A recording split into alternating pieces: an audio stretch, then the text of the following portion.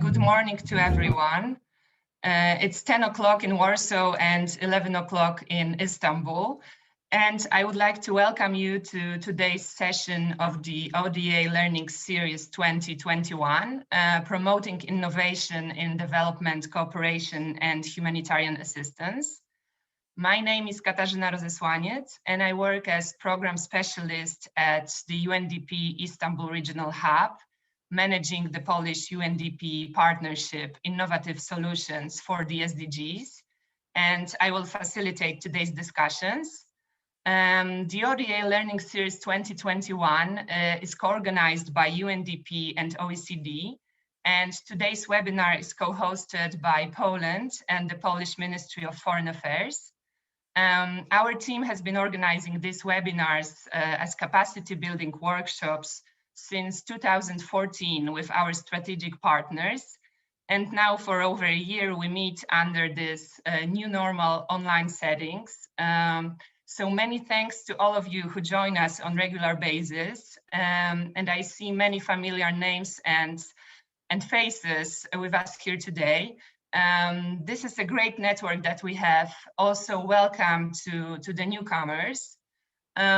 Before we begin, let me share some basic tips and the plan for today's webinar.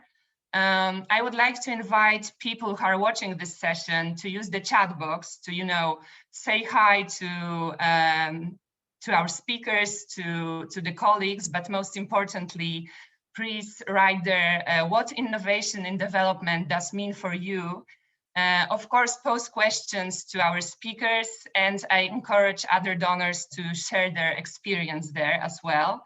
First, we will go ahead with the presentations, and later we will definitely reserve some time at the end for the Q&A session. We are also recording the session, and we will distribute the video, so please make sure that you are muted if you are not speaking, and I strongly encourage you to turn on your cameras if possible. It's difficult to have webinars, to have online meetings only, so it would be very nice to have this more personal feeling and to see your faces. So please do not hesitate. Now let me introduce the topic and the keywords of today's meeting that we will definitely repeat many times today: innovation. When thinking about innovation, and when I was preparing myself for this webinar, my first association with innovation was, having these groundbreaking discoveries or using unknown, unprecedented technologies, solutions, or experimenting. So what came to my mind was big data, was artificial intelligence, technology, drones, robots, and all that complicated stuff. But is innovation really about this? There is a very interesting concept that the Secretary General, Antonio Guterres, has promoted on innovation, which is doing things differently and doing different things. And I think it relates really well to the fact that without innovation, we cannot overcome the challenges of our times. So we have, as development practitioners, at least three options here. We can address old challenges, old problems in a new way. We can address new problems with a proven solution, or we can bring new solutions to new problems. So how do we really embrace innovation as development practitioners, as governments, as international organizations, as NGOs, or as business? I hope this will be a bit clearer by the end of our meeting today. And now let me introduce our speakers for this meeting, for this session. First, we will hear the keynote speech by Mr. Marek Kuberski, Acting Director of Development Cooperation Department at the Ministry of Foreign Affairs of the Republic of Poland, who will give us an overview and an introduction on the Polish ODA and Polish aid activities and strategic approach. Also, what are the tools that Poland uses in this field, including the Polish Challenge Fund that the Polish MFA launched together with the UNDP Istanbul Regional Hub. And after the keynote speech, we will move directly to discussion panel. And I have a great pleasure to announce our 3 excellent speakers for today. First, we will hear from Benjamin Krumpf. Ben is the head of OECD Innovation for Development Facility at Development Cooperation Directorate, who prior to this engagement worked as head of innovation at the UK Foreign, Commonwealth and Development Office, and led the innovation facility of the UNDP. But also his experience includes work as journalist on humanitarian and development issues. Ben manages funds to support experimentation, exploration, scaling up of development innovations, combining strategies, programs, and policy design for digital technologies and for development. So I'm really curious about his intervention. Our second speaker will be Mr. Wojciech Wilk. Wojtek is Chief Executive Officer of the Polish Center for International Aid, PCPM, which is one of the leading Polish NGOs providing humanitarian assistance, development aid, and medical relief assistance around the world. He has almost 20 years of experience in these sectors, including many years of work with the UN. For example, he worked with UNHCR in Kosovo and with UN OCHA in the Middle East and Africa. Moreover, which is also extremely interesting, he manages a rapid response emergency medical team, which is part of WHO emergency response mechanism that deployed on various COVID-19 related response missions last year. So he will share with us his views and his experience as a voice of the NGOs, of the third sector, and show us how organizations adapt to new post-pandemic reality and its economic fallout. And with our third speaker, Ms. Sarah Skiba, we'll hear more on the business angle and business approach to innovation. Sarah works as a project manager at Bini, a Polish startup aiming at making recycling simple, if I may put things like this. She manages and she has coordinated many international cooperation projects with partners in Norway, in Sweden, in the Netherlands, in Germany, and most recently in Ukraine throughout the Polish Challenge Fund modality, where we had the chance to meet and cooperate together. So this is our plan for today. And now, without further ado, I would like to give the floor to Mr. Marek Kuberski, Acting Director of the Development Cooperation Department at the Polish MFA. Mr. Director, the floor is yours.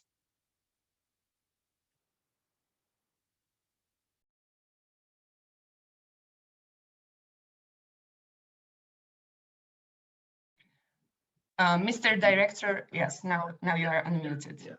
Yes.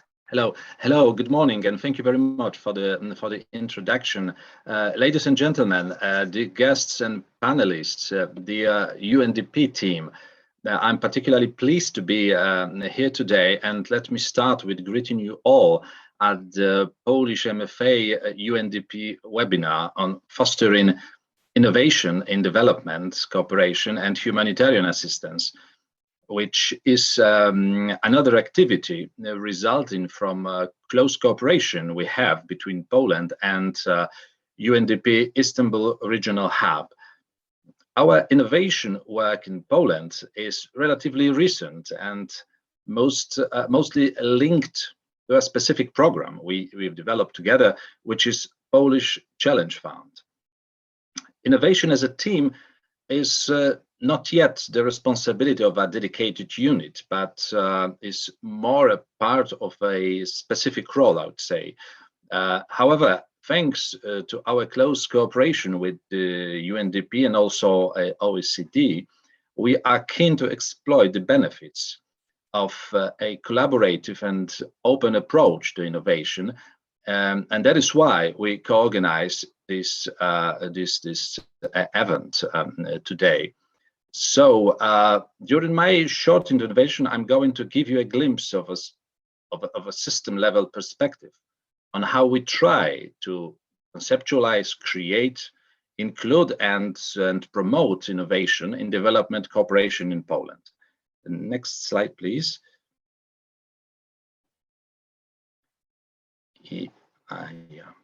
Yeah, thank you. And being a head of this Department of Development Cooperation, I must say that it's been a both challenging but also rewarding time at the same time.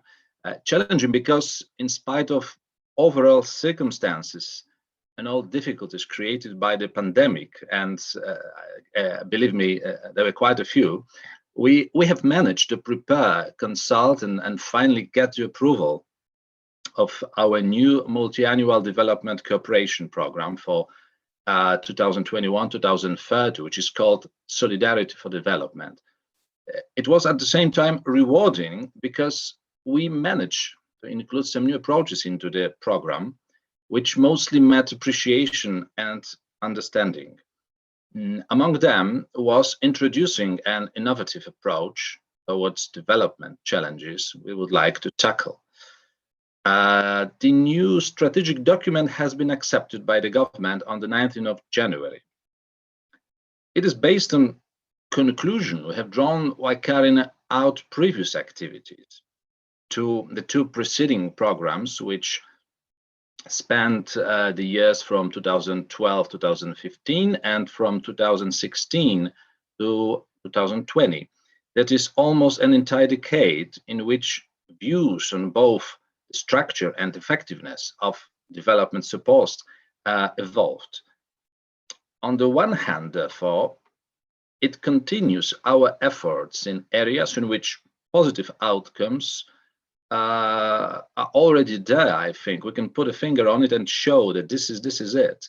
And on the other, it incorporates necessary changes resulting from the evaluation of previous programs.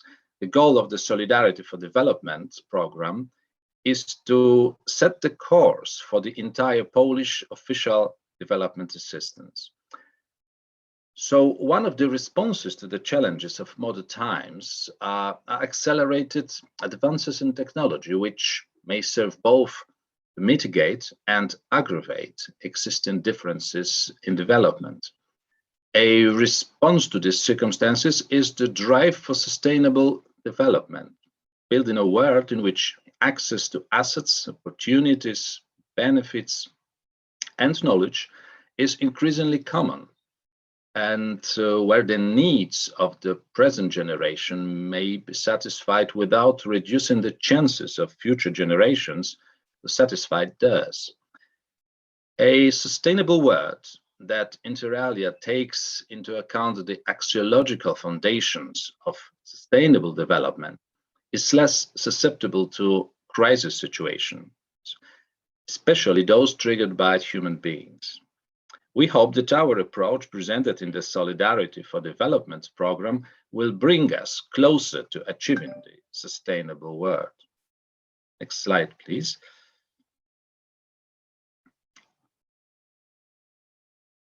Yes, thank you. Priority setting determines the strategic directions of our program for 2021-2030. Ambitious planning requires prioritization, which in our case means a focus on selected SDGs, which, well, I should maybe enumerate some of them, which is number 16, peace, justice, and strong institutions, number 4, equal education, number 10, equal opportunities, number 8, decent work and economic growth, and then 11, entrepreneurship, sustainable cities, number 3, regional and rural development, health, climate at number 13, and clean water sanitation, number 6.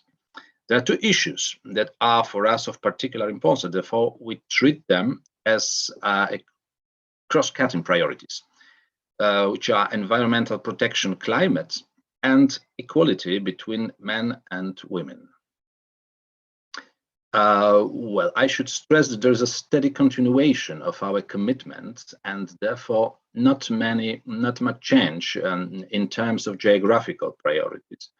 There are 10 priority countries selected for Polish aid, 4 countries in the Eastern Partnership, Belarus, Georgia, Moldova, and Ukraine, and 6 countries in Africa and the Middle East: Ethiopia, Kenya, Lebanon, Palestine, Senegal, and Tanzania. And as the COVID-19 pandemic endangers people's health and lives, brings economies into recession, the role of Polish aid is to be part of global solution. Therefore, in 2021, Polish aid is also focused on the response to the pandemic and its socio-economic impact, mainly, but not exclusively, in priority countries, which I've enumerated. Next slide, please. Now, moving from the theory of the framework program to a more pragmatic, practical approach regarding the innovation within the Polish aid. Here you can see and admire, I hope, a photo illustrating the project entitled Tracking Population of European Bison by using perovskite solar modules in Ukraine. And an entity called SOL is granted in the first pilot edition of the then newly launched Polish Challenge Fund, proposed prototyping and integrating a solar-powered system, perovskite solar modules, on tracking collars for wildlife conservation. European bison monitoring in Ukraine with the local partner Worldwide Fund for Nature will be continued also in 2021 to track bisons relocating from Poland to Ukraine. This project shows a non-obvious use of Polish aid tools adapting innovative solutions in order to build a more sustainable world for us and for future generations as well. Next slide, please. Currently, Poland has one program specifically dedicated to innovation, which is the Polish Challenge Fund. The rationale behind this instrument, as most participants know, includes using open competition to trigger innovative and cost-effective solutions to development challenges that we do not have easy solutions.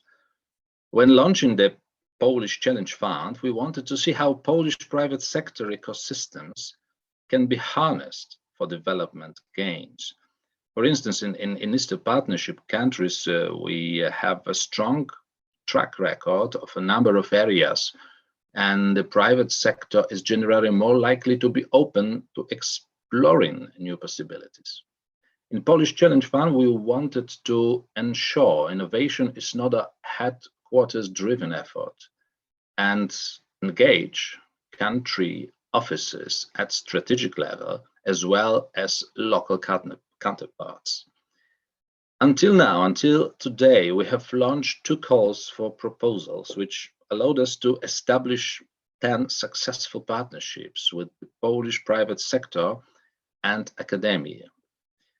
The implementing period for those solutions is already closed, which means that the pilot phase of the Polish Challenge Fund has come to an end.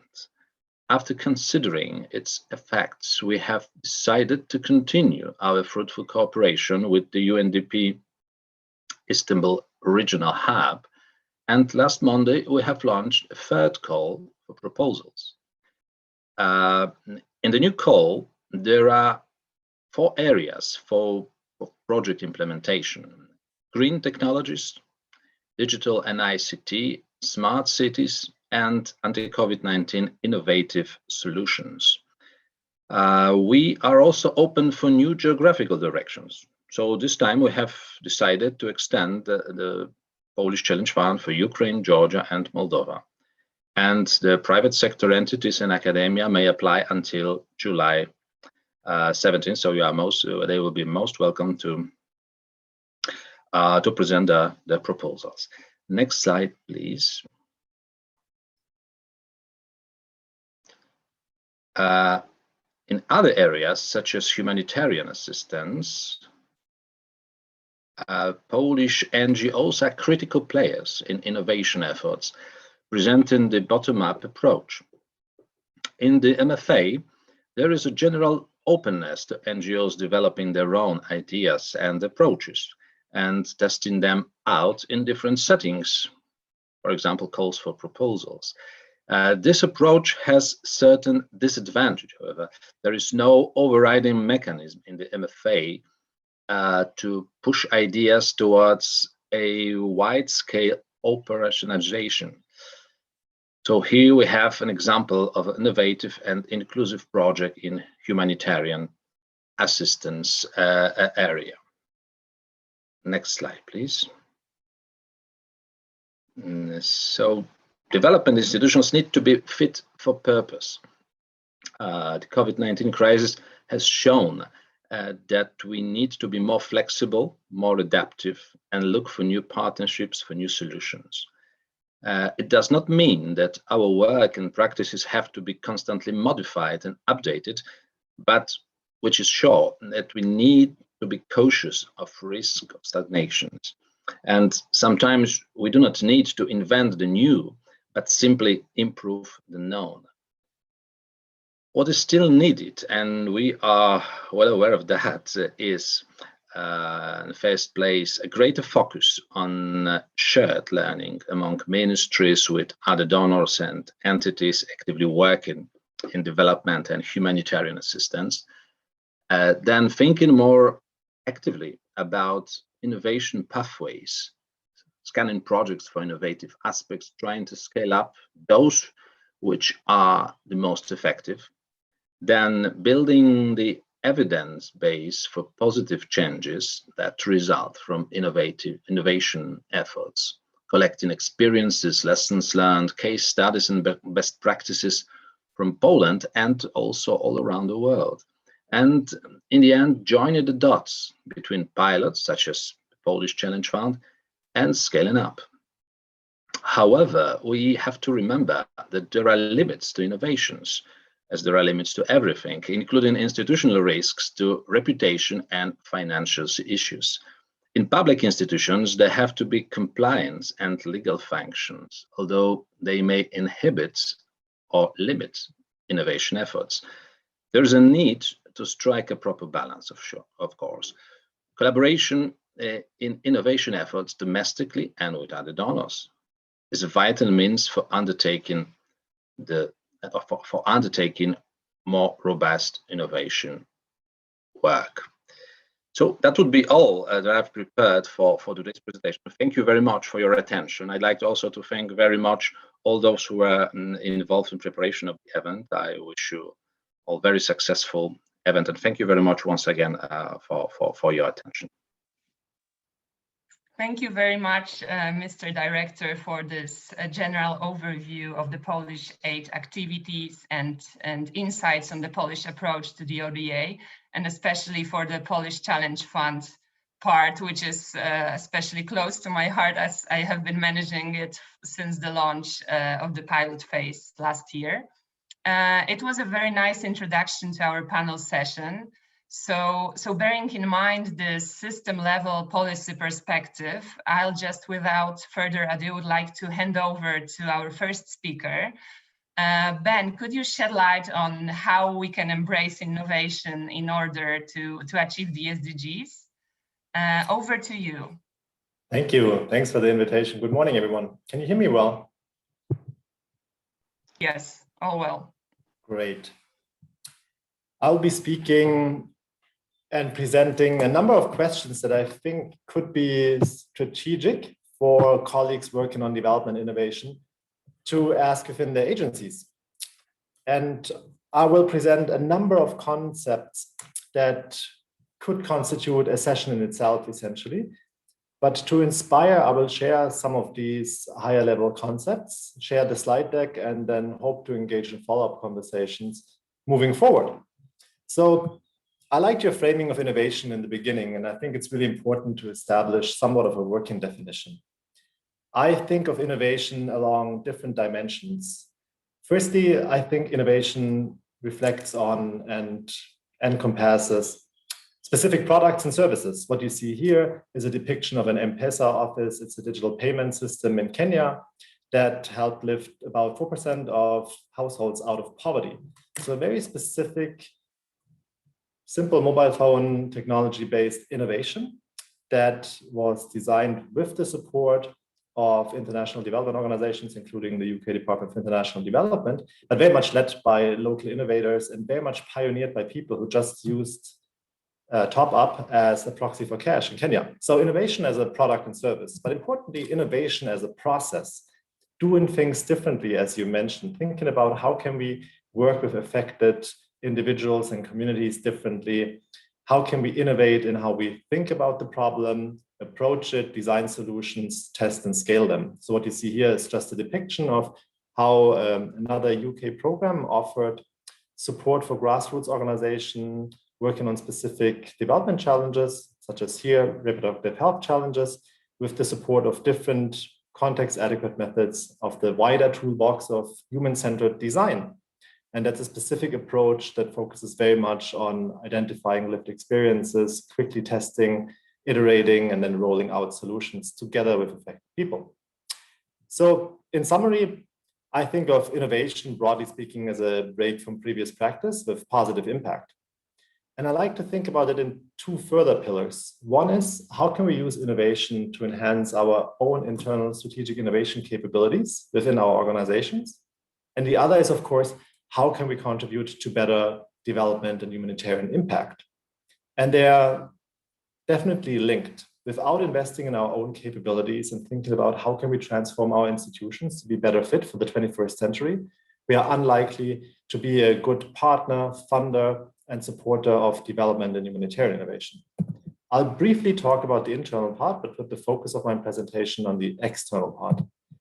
Internally, we looked deeply into the practices of bilateral development organizations, notably of members of the OECD Development Assistance Committee, the DAC, in 2019 and 20, developed a framework to look at the capabilities of these organizations, did an in-depth examination of the capabilities of 4 agencies in the UK, France, Sweden, and Australia, and published a report that you see on the slides. If you're interested in learning more about what works and where areas of opportunities, I invite you to check out that report.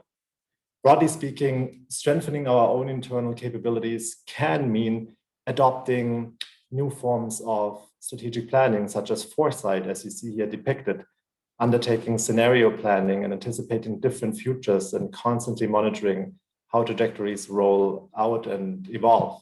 It can mean, as this model from USAID shows, to think about how can we better program adaptively and flexibly, and the COVID crisis has shown the need for that, by really embracing strategic adaptive management principles and investing in learning. In my last post at the UK FCDO, for example, I co-led a program on adaptive management that focused internally and very much updating our own internal guidance. And many agencies invest in their own challenge funds that face internally, unlike the Polish Challenge Fund, and invite colleagues in country offices to propose experiments, in this case, another UK example, to test emerging technologies to address development challenges. What we found is a set of really good practices and lots of opportunities for standardization, for example, to run challenge funds. There's such good practice out there. And this is what we're advancing with the OECD team. We also found a set of common challenges. You see the 5 depicted on your screen. I'm not going to discuss all 5 of them in detail, but really want to emphasize that there is a need to broaden our perspective beyond tech. As you said in your intro, which I very much appreciate, innovation very much has to be thought of predominantly as a process to rethink how we approach development challenges, but also the need to really invest in dedicated strategic top-down support, combine that with bottom-up. There needs to be traction from colleagues working in country offices and from our partners, and an inside-out approach, assuming that the best expertise always lies outside of our 4 walls. We saw a real thousand flower bloom approach for many agencies investing in innovation, and an insufficient focus on scaling on the country level or adopting new ways of working. What you see here is an emerging framework that we're using to support members of the DAC we're thinking through if you are embracing a new way of working, such as open challenge funds, or let's say human-centered design principles, or approaches such as behavioral insights, or if you work with technologies such as big data, how can you design it in a way that within the medium term, you bring it from the edge to the core? So in other words, that it doesn't stay in an innovation space forever, but you really develop the business case. This adds value to our mission. We need to become an informed customer or really an expert in this field. What does this look like? How can we plan for it? How can we make it happen to not have like boutique innovation initiatives with new technologies for a prolonged period of time, but really advance meaningful internal adoption? And with that, I'm going to go to the real part of the presentation. How can we advance important development and humanitarian impact through innovation? Another quick example. Since the outbreak of the war in Yemen, deaths from cholera skyrocketed.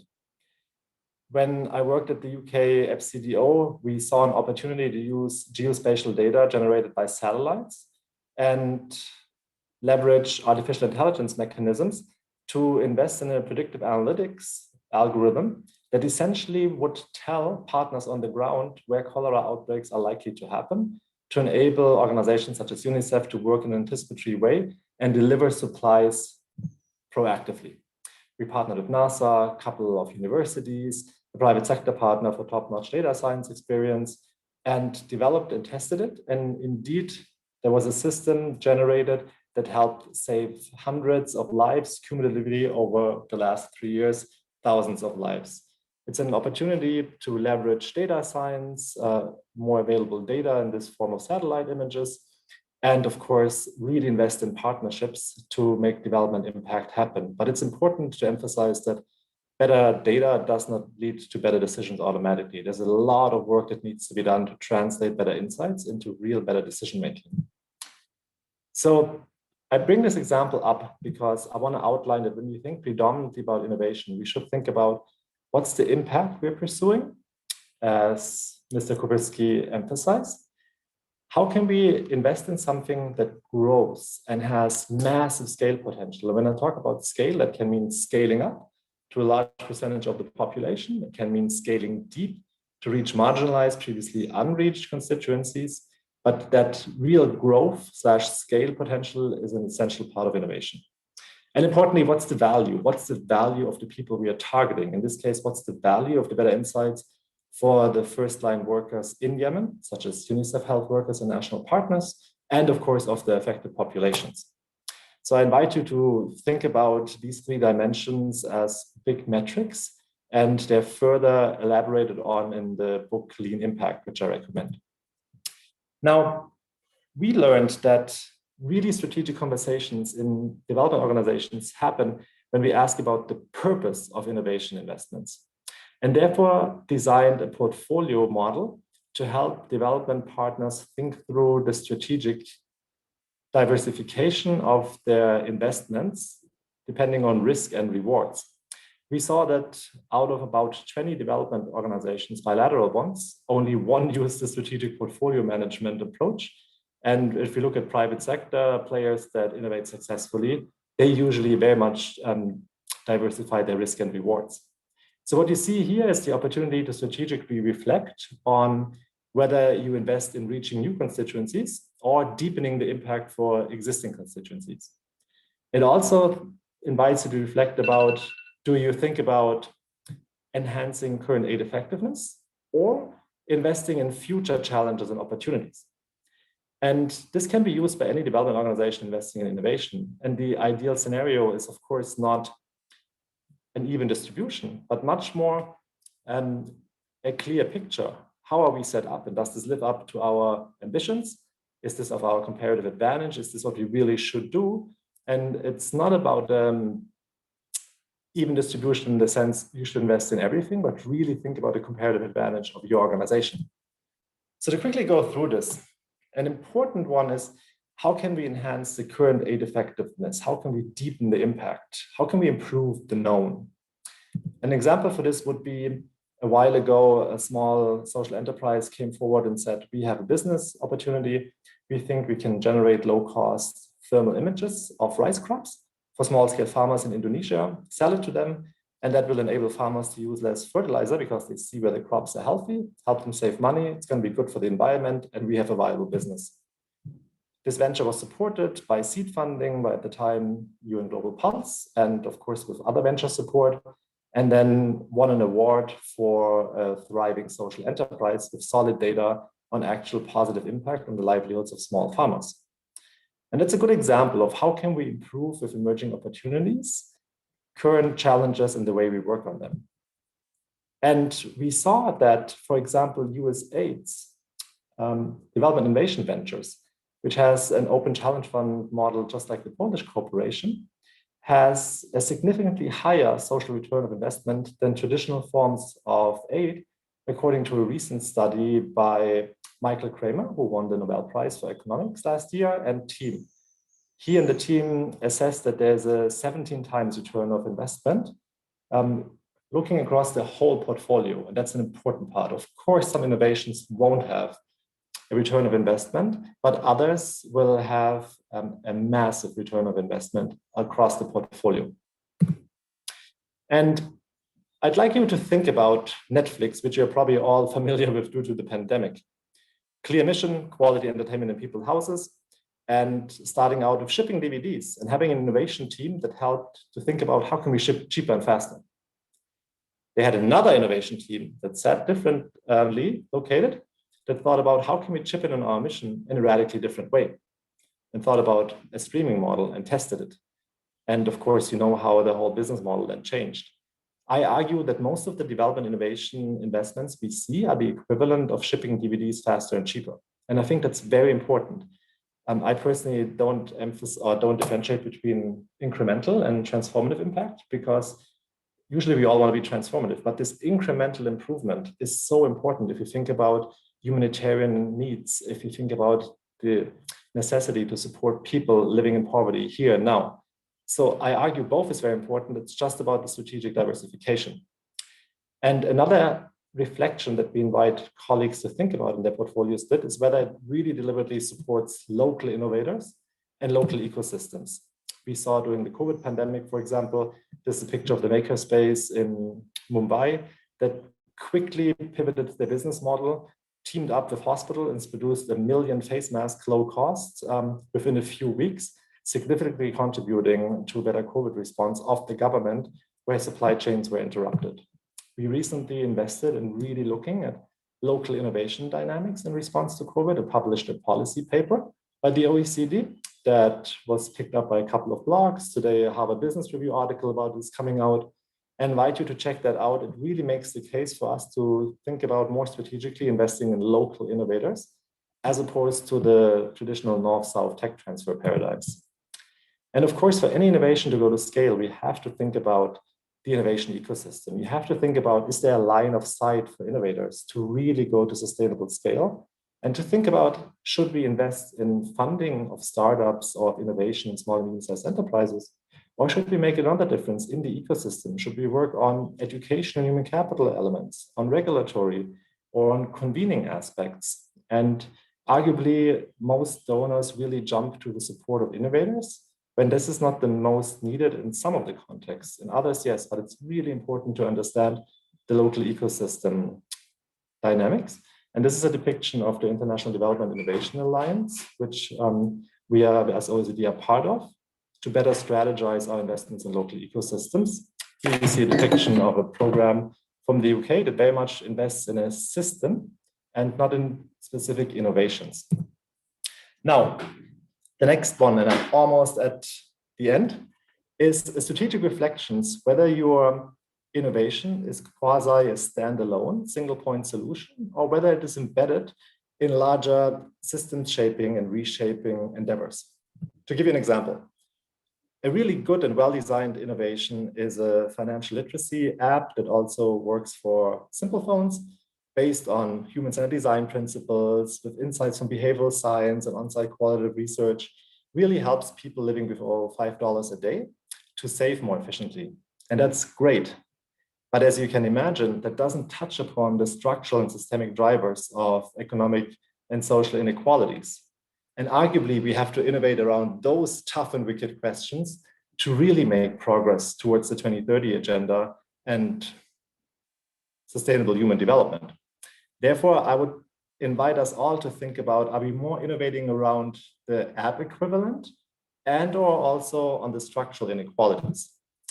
To give an example, to chip in on the large mission to provide women and girls worldwide with safe access to contraceptives, USAID and FCDO teamed up with Gates Foundation, brokered an advanced market commitment with Pfizer to guarantee the demand for a real innovative self-injectable contraceptive, durable for 3 months, and work with national governments on scaling up this innovation with like real thorough innovation work down to the local level to support healthcare workers, really reshaping market systems. Another form of reshaping the system is this approach of mission-oriented innovation, with the historical example of sending a man to the moon. It's essentially a measurable time-bound mission, such as we want to have a carbon-free city by 2030, and the state in the driving seat of investing in the portfolio of innovations to really drive progress. So a concrete, measurable time-bound mission derived from a societal challenge that goes across sectors and then necessitates a range of intervention and innovations to drive progress. If you think about carbon neutral city, that's needed innovation in energy, transportation, housing. And a real important factor here is how to operationalize this. Our colleagues from the OECD Observatory for Public Sector Innovation developed a mission canvas for public sector innovators to further plan this. And we are now launching a mission action lab for countries in transition, also looking at low and middle income countries, to help them particularly think through how do you design and orchestrate and manage a dynamic portfolio of different interventions across sectors to advance progress against that mission, the societal goal. And the last one is, if you decide to invest in the unknown, to invest in what's sometimes called anticipatory innovation, exploring the unknown. What does that mean? Well, one thing is you should then elevate definitely learning as a dedicated outcome. And to give you an example, it's the World Health Organization work on microbial resistance, or it would be to think about if indeed Hyperloop becomes one of the next transportation modes beyond planes, trains, automobiles, and boats in, for example, India. What's the role of development organization to think about how can we design this whole transportation system in an inclusive manner? And with that, I'm just going to invite you to reach out to us. We play these 4 dedicated roles for bilateral development organizations and of course others by observing good practice, helping to standardize, connecting. We are building an innovation network and very much invite Poland to join this, partnering and designing new initiatives, and looking at removing systemic barriers for innovation at the OECD level of the Development Assistance Committee. And with this, I thank you and also for staying with me and going somewhat over time. And back to you. Thank you. Thank you very much, Ben, for such an interesting and inspiring presentation. You have given us a lot of things to think about. So what I take out from it on this very general level, that first we need to reflect a bit and enhance our own internal strategic capabilities and institutions in order to be effective outside. And we need to obviously include many stakeholders in order to have identify the bottlenecks and to be able to intervene and find our comparative advantages. Colleagues, please do not hesitate to put your questions in the chat. And I already have some questions for Ben, but I think since we don't have any burning questions on the chat, we will first move to the next speaker and we will leave that for the end. So now let me give the floor to our next speaker, Mr. Wilk, the CEO of the Polish Center for International Aid. Mr. Wilk, welcome, and over to you. Oh, thanks. I can see that already my screen sharing is on.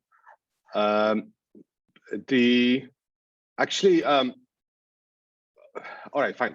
My name is Wojciech Wilk. I'm the head of the Polish Center for International Aid, which goes by the Polish acronym PCPM. And I would like to talk about some aspects of medical response to the COVID-19, which are rather innovative, as well as the socioeconomic impact of the COVID-19 pandemics, which does require NGOs and the aid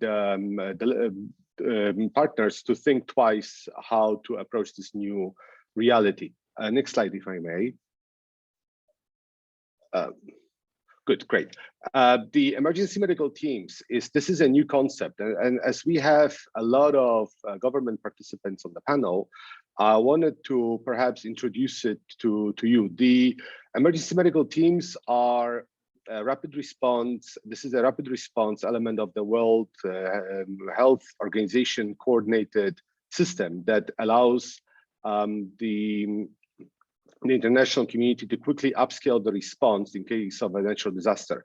It was very much based on the lessons learned from the Ebola outbreak in 2013 to 16, where the WHO had a severe deficiency of additional teams that could respond to the Ebola outbreak. So the emergency medical system was created modeling the response of the search and rescue teams coordinated by OCHA, and already has deployed in several emergencies. But as in many other instances, you know, the military is prepared to the last war it has been fighting, and the same applies to that kind of a new reality we are into. The medical system was prepared to respond to the large-scale natural disasters, but not to the situation of a global pandemic. Currently, there are 30 emergency medical teams classified worldwide. There are several teams that are light, such as ours. There are 5 such teams from Germany, 1 from Portugal, 1 from Norway. There are medium-sized medical field hospitals, 2 of them fielded by Russia and several from the Western European countries. And there is the line which didn't make it to the screen, a large scale facility that has been put forward by the Israeli military.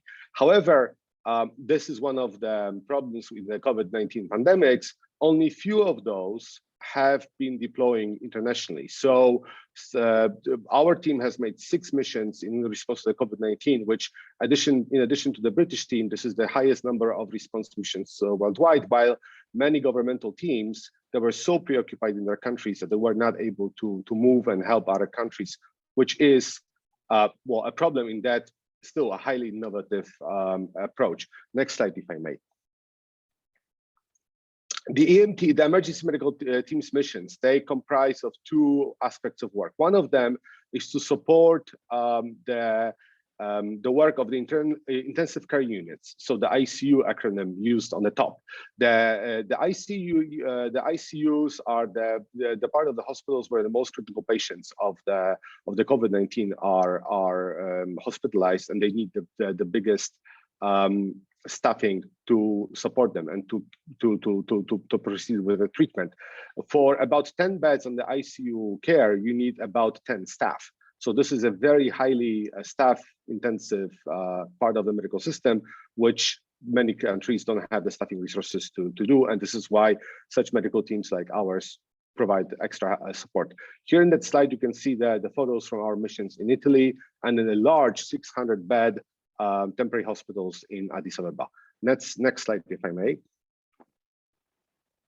The other missions are related to training and capacity building of the medical services. And 2 of such missions that we have undertaken were under the auspices of the WHO to Central Asia, to Kyrgyzstan and Tajikistan, as well as to Madagascar. And those missions, as you can see, are undertaken by the teams of between 2 and 20 people. But you know, the challenges that such missions, especially in support of the COVID hospitals, sometimes need to be continued for 3 to 6 months, which then requires us to replace the team of 20 people time and again, which is an organizational challenge. Next slide, if I may. Here you can see a graph of the curvature of the pandemic in Poland, with a number of cases ranging from 0 to 40,000 a day. And this is the big limitation of emergency medical teams' response to the COVID-19 pandemics. Such teams can be deployed when the number of cases in a given country is low. So when the number of cases were, by the time we were thinking it's a lot of people infected, but knowing now in hindsight they were not, we were able to deploy to Italy, to Kyrgyzstan, to Tajikistan, as well as field 3 parallel missions to Madagascar, Lebanon, and Ethiopia. However, when the number of cases in Poland has grown to levels that we have never ever imagined in the spring of 2020, reaching up to 30 to 40,000 cases per day, this is when all of the medical teams, be it from the UK, be it from Russia, be it from Spain or from whatever other country, they are so much preoccupied with their own staff supporting their own hospitals, they're unfortunately unable to deploy. And this is why it's very important for other countries to have similar emergency medical teams, so they can support the deployment and support other countries where the medical teams that are currently facing the upscale of the COVID pandemic in their home country are bogged down, they are unable to deploy. However, those medical teams bring back valuable knowledge. And as we have worked in Ethiopia in a mass casualty hospital for 600 beds, none of us ever imagined that two months later, the doctors from our emergency medical team would be supporting a 300-bed COVID facility built in the center of Warsaw in Poland. Next slide, if I may. I'm switching now to the economic impact of the COVID-19 crisis.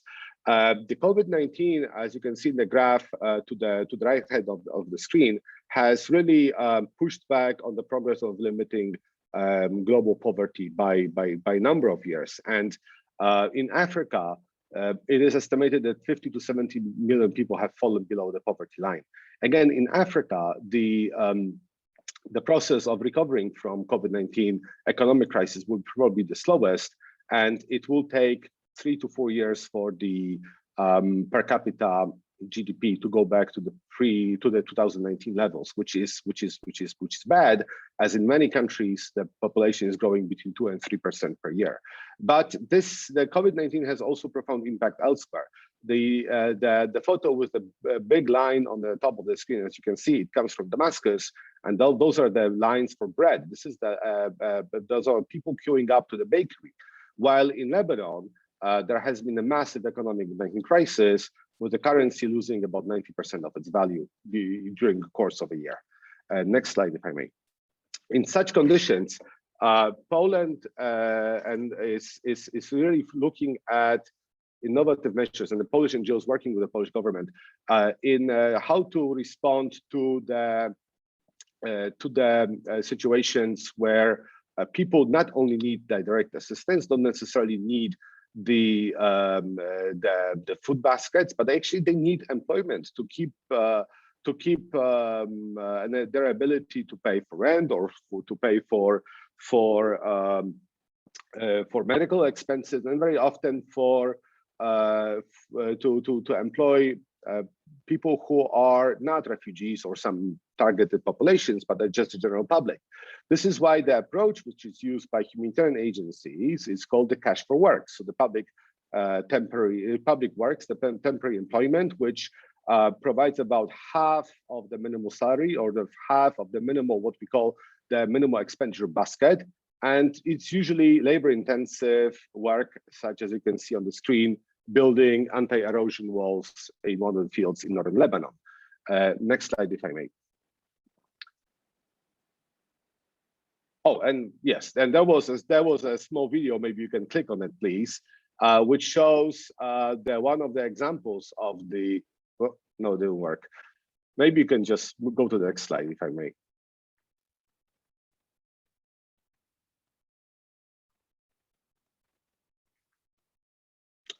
You know what?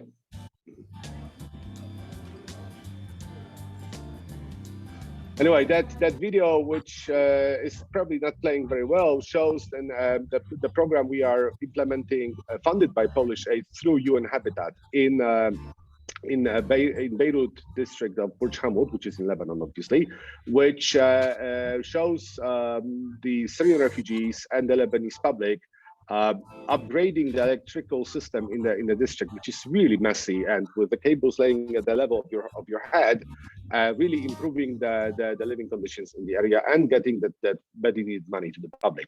Thanks for that. And let's get back to the slides.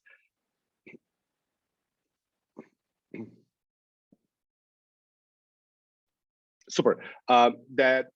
the colleague from the OECD mentioned about the cash, the M-Pesa, which is the cash payment modality, but cash assistance is an important aid modality.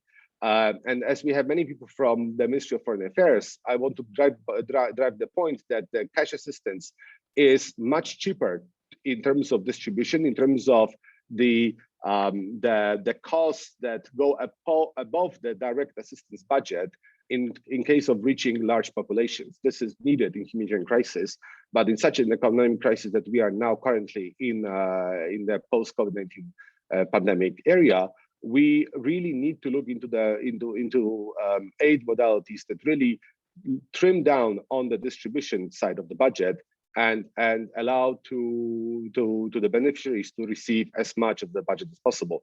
In case of the cash assistance, it's up to 90% of the budget that goes directly into the pockets of the beneficiaries, and the assistance can be distributed through the ATM cards or through various online payment tools, as you can see on the picture. The cash assistance can be used as unconditional cash, so something similar to Social Security payments. Here is the amount of money and use it as you deem most needed for your family, or it can be a conditional cash assistance, such as the cash for rent. This is a project that PCPM has implemented with the Polish aid funding in Lebanon since 2012, where in a matter of fact, we do not provide money to the Syrian refugee, but we help them decrease their expenditure. At the end of the day, the result is the same. We decrease the poverty of the refugee. Next slide, if I may.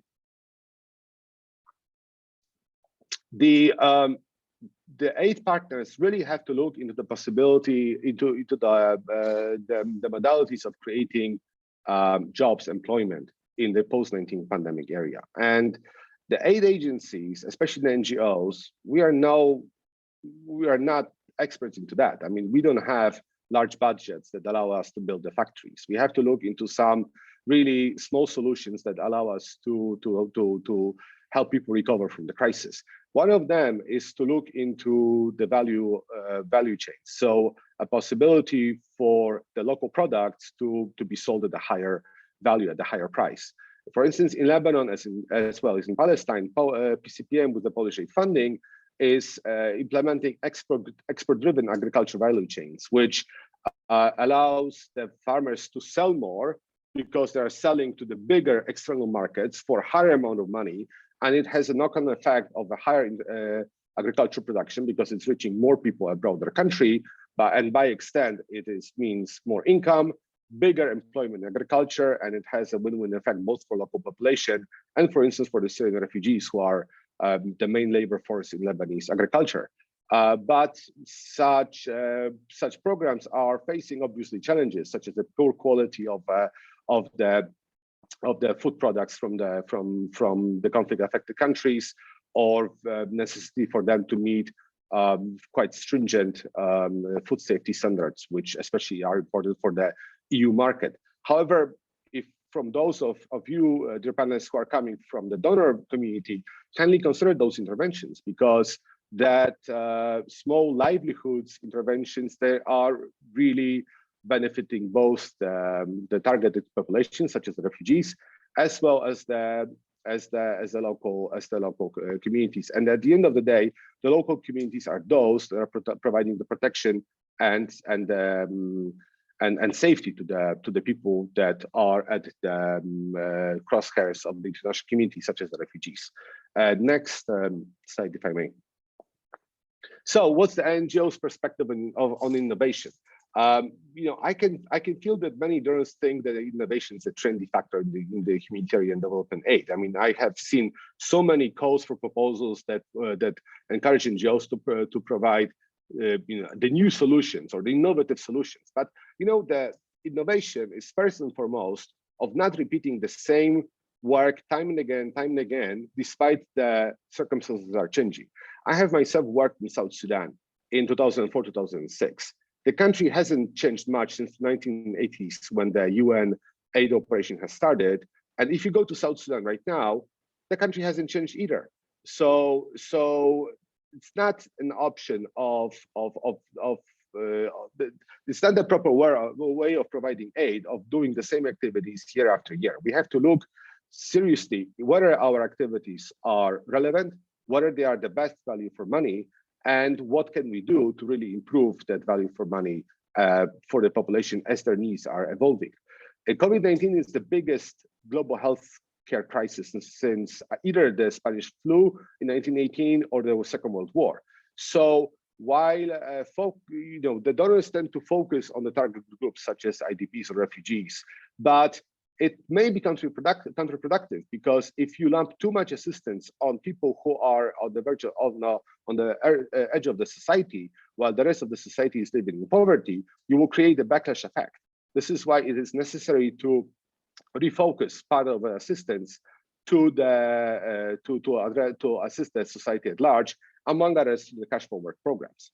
There is a significant gap in economic analysis among the international community. I'm especially thinking about the UN, and especially about the UN humanitarian aid agencies, who sometimes do not see the linkage between the deteriorating economic situation and the knock-on effect of the humanitarian crisis.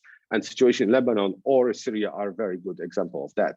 Again, the livelihoods, so the sector which is looking into temporary job creation, lifting people out of the poverty in the humanitarian crisis, this is one of the most underfunded aid sectors, and especially almost all of the UN agencies and the UN crisis. If I may share one more screen from my computer, if I may. I wanted to show you one more slide, which I have added just now.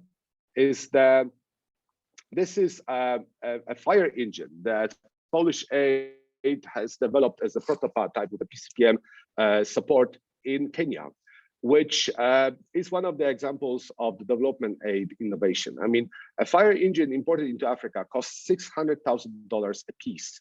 Why? And it comes on a completely foreign chassis, I don't know, Renault or Mercedes. Good luck finding spare parts in Africa for such cars. But such a locally made fire engine, like Polish aid with PCPM has developed in Kenya, is a quarter or 1/3 of the price. It's very easy to repair, very easy to maintain. It's based on the local truck model, and ourselves being an NGO and a relatively small NGO in the global arena, we are now looking forward to teaming up with the business partners. How, for instance, such new fire engines can be leased by local authorities, so that really we provide a big boost in firefighting equipment to the fire sector in Kenya, which is one of the most developed in Africa. But still, the fire stations are 100 or 150 kilometers apart, and there is still a lot to be done. Thank you very much for listening, and I'll be happy to take some questions if any come later in the day. Many thanks for your presentation, which clearly left us with the conclusion, with the impression that we cannot get used to old solutions, and we need to readapt and reformulate constantly and adapt our activities according to the actual needs, and to be able to respond to the new reality, for instance, with the pandemic. And one of my questions actually was about the concrete example that you could give us of an innovative approach, but you already responded to that. And I think this fire engine example would stay with us. Colleagues, we have around 25 minutes until the end. So before we go into Q&A session, let me give the floor to our last speaker today. Sarah, you come from business, and innovation and discovering new potential, new pathways must be an integral part of your job, of your daily activities. So over to you, Sarah, to hear your views on innovation. Thank you. Hello, everyone. My name is Sarah, and I'm an international project manager at Bini. We are a startup. I'll tell you a little bit more about what exactly we do later. And we had the great pleasure to execute a project in Ukraine in cooperation with the Polish Challenge Fund and with the UNDP under the BOOST program. And I'm here today to share some insights about the nature of cooperation of startups and the third sector, how such a cooperation may look like, and also to present a use case based on our recent project. So let's get started. Startups and corporates, they work together on innovations, and that's already a well-tried and very common concept. But partnerships between startups and between the third sector are by far less established and less common, although there is great potential in there. Startups are young companies. They are founded to develop a unique product or service and bring it onto the market. They are rooted in innovation. They address the deficiencies of currently existing products, or sometimes they even create entirely new categories of goods. And whether they want to change the world or sometimes they just want to make their business vision reality, startups founders dream of giving society something that it needs, but it hasn't created yet. They do want to make an impact. And this is the key word, impact, because this may become the common ground where the third sector and startups meet. Third sectors, organizations, they are there to make positive changes. They are there to make an impact. And by collaborating and cooperating with startups, they can increase their impact in a couple of ways, some of which are supporting startups with similar values and missions, refresh internal mindsets, behaviors, and methods, solving internal mission-oriented challenges more effectively by innovating together, or ensuring even the long-term viability of the organization. But how can actually startups help the third sector? There's a wide range of benefits that can arise from such a collaboration, like, for example, access to expertise and resources, like gaining exposure to new technologies or developing new revenue streams, increase the reach, like, for example, increasing impact for beneficiaries or improving the reputation, or improvement of internal processes, for example, cost reduction or adapting more lean and agile ways of working, developing innovative solutions that can scale. Next slide, please. In order for such a collaboration to be successful, it is very important to know that not all startups have the same needs. Startups at various stages, they will need different kinds of support. Young startups, early stage startups, they might already have an idea or an MVP, but they do need help in piloting their product or in developing the product. More experienced startups, later stage startups, they have a validated product. Sometimes they even have a validated business model, but they then will need help in support in market access or in scaling sales. And the general approach to the collaboration and the know-how should be adjusted to the needs of the startup, but also, of course, to the expected outcomes of the collaboration. So here we have the types of resources with which the third sector can support startups. These are financials, like, for example, an investment, a grant, paying for a pilot.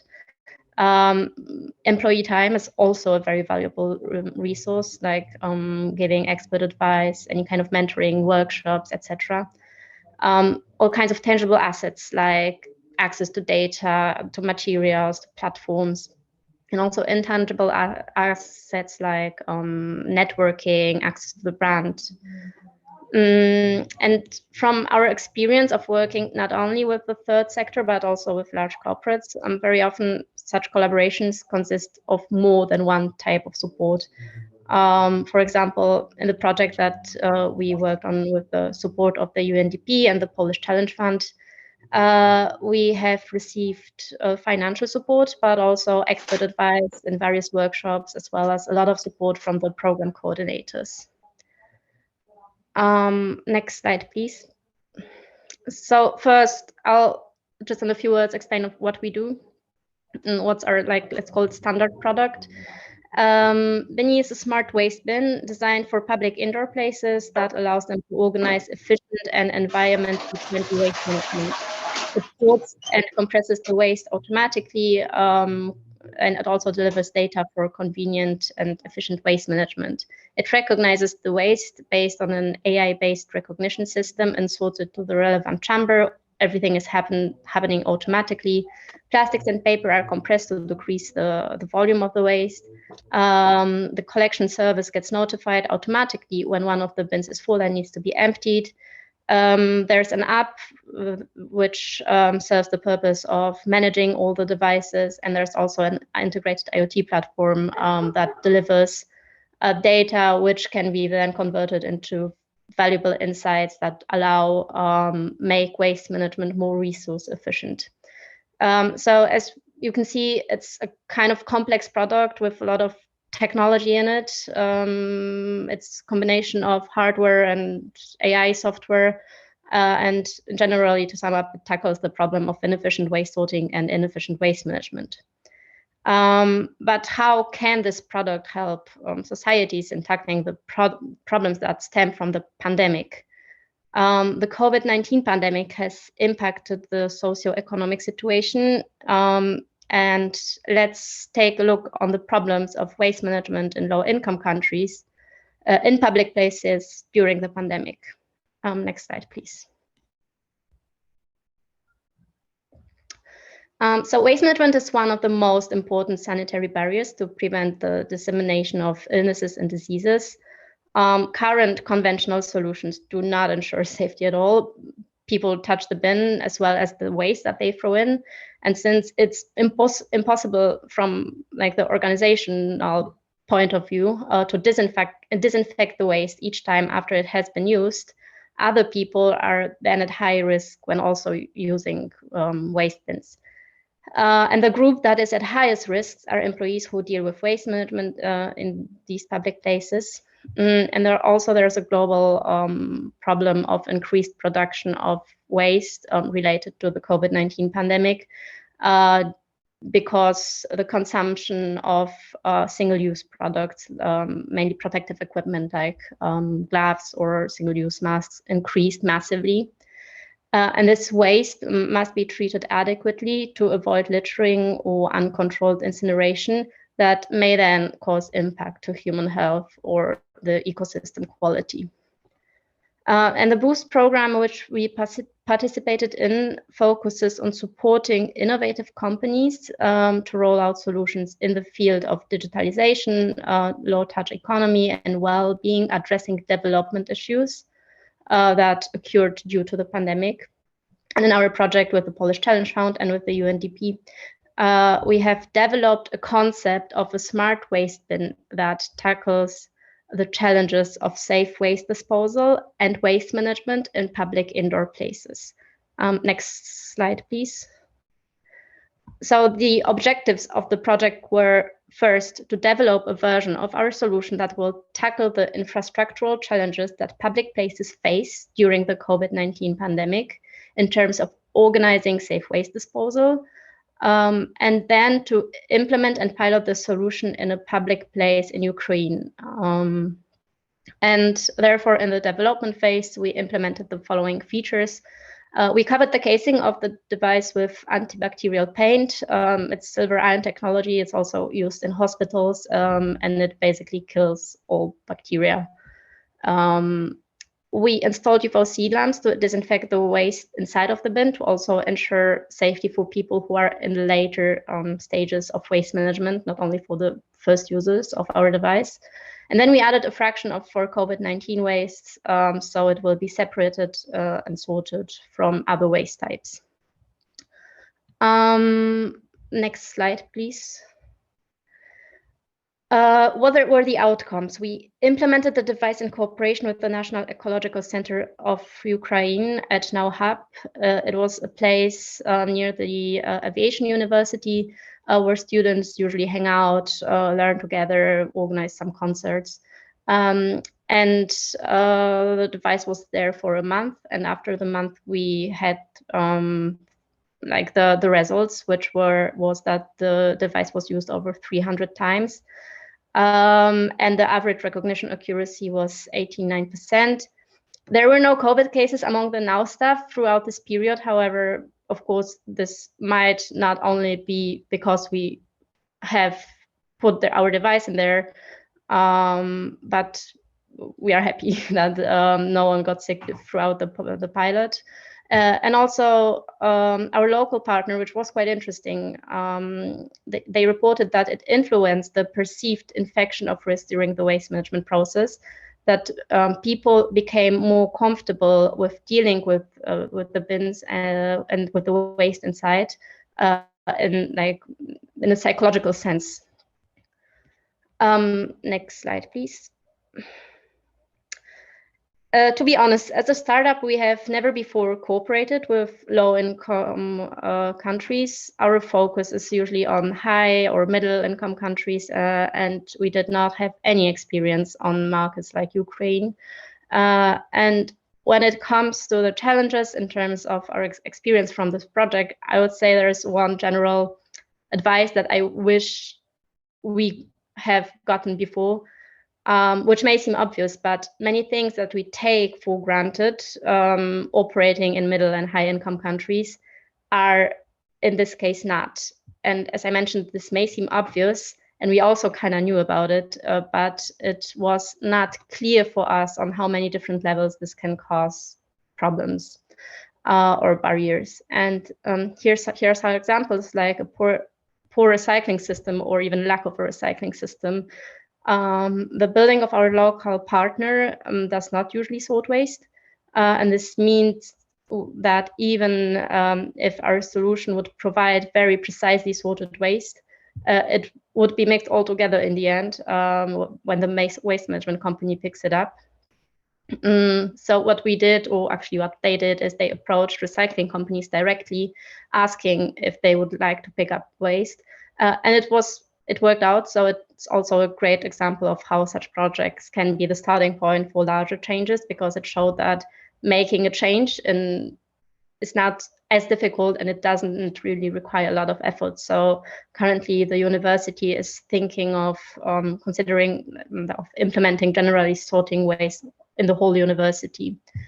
Ensuring proper training for the users of the solution. And by the users, I don't only mean people who throw in the waste, but also people who empty the bins.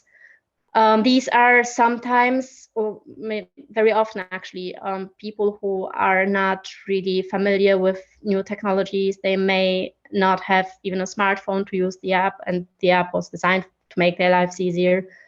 So what your task as an innovator is to make sure that everybody knows how to use it, what value they can get of the solution. Everybody has the resources and to use the solution, and that your solution is actually needed and makes the life easier and not more difficult.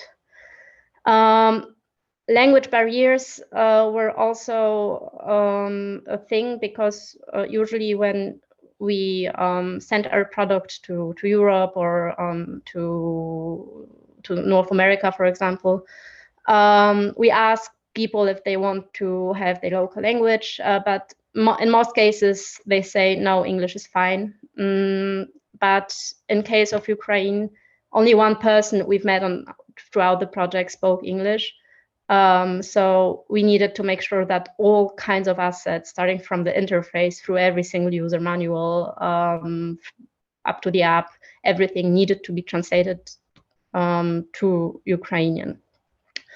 Infrastructural problems, this is very general, but what I mean with this are problems of organizational nature.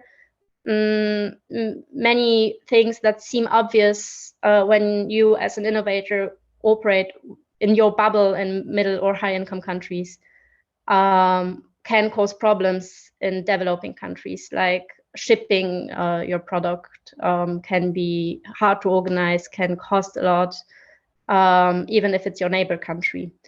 And then the final but most important point, ensuring scalability. So we were in the situation where the project has ended, and it was like a great success. But then we still had a product that was too expensive to scale with our usual and conventional go-to-market strategy. So we tried to think about alternative ways, because we have put a lot of work into this, and we really wanted this project to scale and to make a positive impact, not only like in this month, but on a larger period, during a larger period and on a larger scale.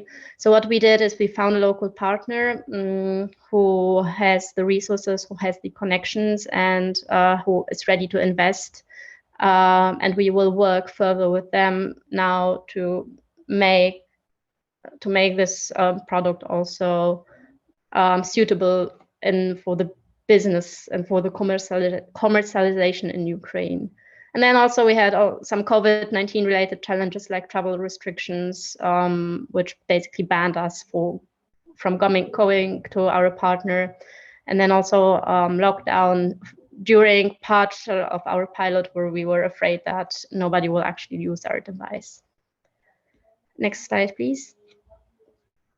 So to sum up, there's great potential in collaborations with startups and the third sector, but it may need different approaches depending on the startup and on the outcome that we want to achieve. And yeah, thank you for listening to me, and I'll be happy to answer your questions.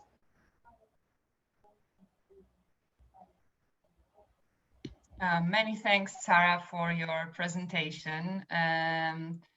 Thank you all to all our speakers. Actually, we are almost at the end of our webinar, so I hope you will excuse us if we, go like 5-10 minutes over the planned schedule and reserve some time for discussion. Many of you mentioned resources, and all of us work in resource-poor environments with many barriers from, time, money, staff in our organizations. So I have this question to all of our speakers: how to accommodate this very intimidating sometimes idea of innovation, lack of resources, and particularly financial resources, and still be innovative? And what are the main barriers to innovation? So this would be my question, but also there have been a couple of questions in the chat, as some of them already responded. There is one question from Veronica, thank you for that.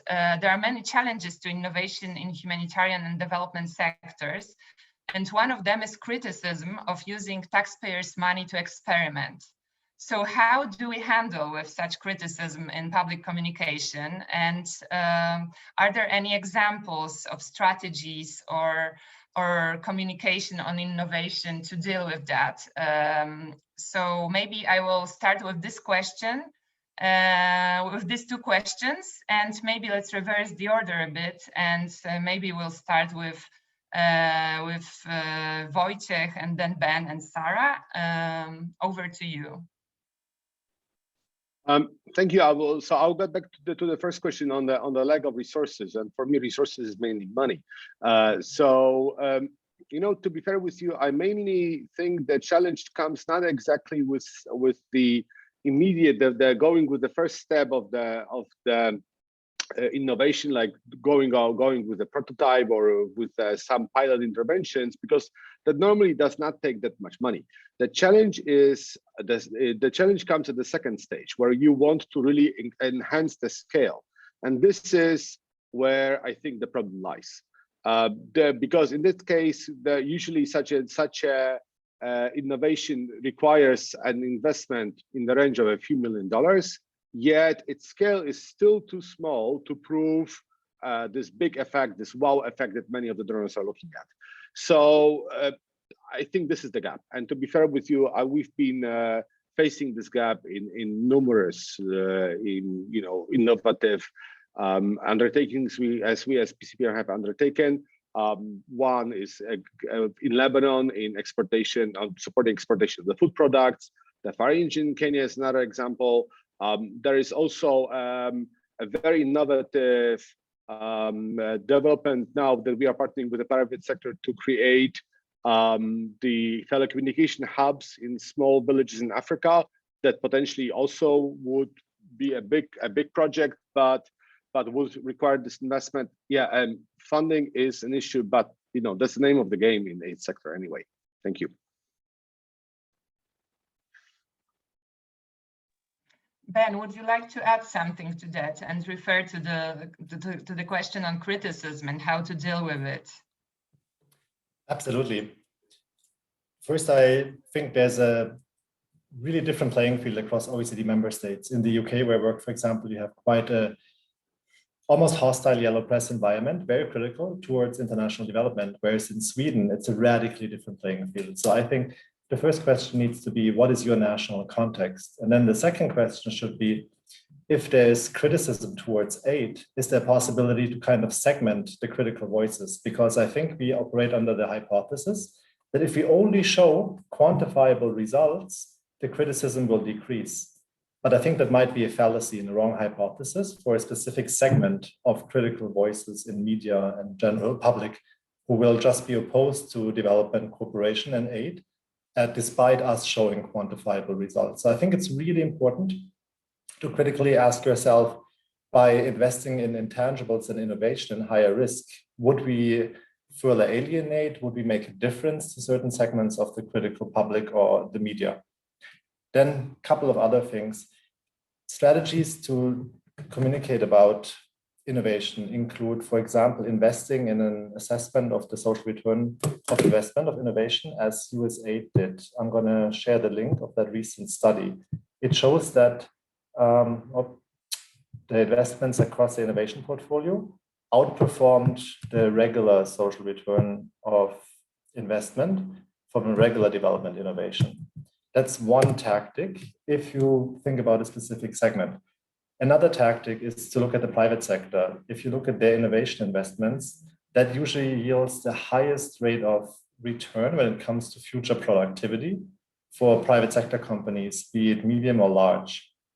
And lastly, if we all agree that the world is changing fast and that a lot of the problems that we face are characterized by uncertainty, then you have to think about the traditional forms of risks that we address, but also of the risk of incrementalism. If we only invest in small-scale progress, we are not doing justice to the scale of the problem. And you run the risk of stagnation. If we don't invest in exploring and learning, in addition to delivering like quantifiable goods and services, we will stagnate as an organization. We will not understand how the world changes. We will not be able to deal with emerging technologies, for example, and hence lose relevance in the near or medium-term future. And we cannot afford that. So I think it's important to expand our understanding of different forms of risk and be very deliberate. We want to seek programmatic risk. We want to reduce fiscal or safeguarding risk. We want to address risk of stagnation and risk of incrementalism. So those are some of the tactics that I've seen across OECD member states. Thanks a lot. And maybe one more question to Sarah, if you would like to add on this. We have agreed that innovation involves risk-taking. So from the business perspective, how do you assess risk of new approaches, new ideas, new solutions, having in mind all different kinds of experiences that you shared with us, from language barriers to financial ones to ones related with personnel, with COVID-19 restrictions? I hope that wouldn't discourage you and your company for taking risks and being innovative in the future. Two things, all, or maybe not all, but generally being a startup, taking risks is in your roots. And I think that these kind of decisions in a very fast-paced daily schedule and a generally very fast-paced style of working come easier to a startup, to an innovative company than to larger companies, larger corporates. Because if a startup wouldn't take any risks, it would be hard to achieve anything. So that's one thing, and the other thing is that you of course need to make a risk assessment. You can either outsource it or you have an internal like expert on this, but it's very important. While startups take a lot of risks, innovative companies take a lot of risks, it's always important to exactly know what the risks are and to then evaluate how worth it is for us, but also for the society, for the problem that we try to solve, to take the risk. Thank you very much to all of you, and I think we have covered all the questions, so please let me wrap up since we passed the time scheduled for today's meeting. The meeting definitely leaves me with the conclusion that fostering and working on mainstreaming this culture of innovation in our institutions is necessary. Although we don't have all the answers, and the SDGs are a very broad and ambitious concept, but it does not mean that we do not try continuously to be better innovators by shaping our goals together, consulting different stakeholders, trying new things, testing on small scale, but hey, maybe one day our solutions could become global eventually. We can also remember from this that we cannot always copy and implement solutions that worked in one particular environment elsewhere. This is not the easiest thing to do. Innovation is tailor-made, custom-made. So many thanks to the Polish MFA for co-hosting this session. Many thanks to our amazing speakers for sharing your views and experience. And most importantly, to our great audience, the network of colleagues and practitioners. And thank you to the team that brought us here today. Please do not forget to join us in 2 weeks. On June 23rd, we will have another ODA Learning Series webinar on humanitarian development nexus with the lead of Turkey.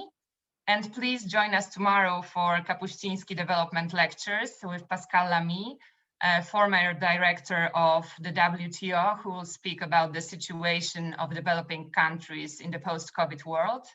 And this event will be hosted with University of Warsaw, so we continue with the Polish week at UNDP. Thank you very much. I see the discussion is ongoing on the chat. It was a pleasure and see you soon. Have a lovely day. Bye-bye, colleagues.